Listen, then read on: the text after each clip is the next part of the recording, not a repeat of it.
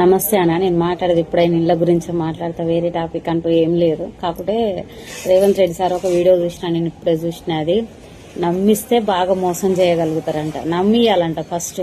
కానీ బాగా నమ్మించారు సార్. మరి మమ్మల్ని ఓటర్లను మాత్రం బాగా నమ్మించారు. ఓటర్లనే ఉంది, మా రాజగోపాల్ రెడ్డి సార్ని కూడా నమ్మించారు. మీరు మంత్రి పదవి ఇస్తాను ఎట్లా నమ్మించారో మమ్మల్ని కూడా బాగా నమ్మించారు. అసలు మొత్తానికైతే 2500 ఇస్తాంటివి నమ్మిస్తేవి, ఇంద్రమ్మ ఇండ్లు ఇస్తాంటి, ఉన్నోనికి ఇచ్చిన లేనునికి అల్ల కూడా నమ్మిస్తేవి, కళ్యాణ లక్ష్మి అంటే తులం బంగారం అంటే వాళ్ళ కూడా నమ్మిస్తేవి ఇయ్యకపోతివి, రైతులకు 15,000 అంటివి అల్ల కూడా నమ్మిస్తేవి ఇయ్యకపోతివి, వికలాంగులకు స్కూటీ లాంటివి అది కూడా నమ్మిస్తేవి ఇయ్యకపోతివి, లేబర్ పని చేసుకున్న వాళ్ళకు 250 గజాల ప్లాట్ అంటే వల్ల కూడా నమ్మిస్తేవి ఇయ్యకపోతేవి. ఇంత మంచిగా ఎట్లా నమ్మిస్తారు సార్ అసలు మీరు?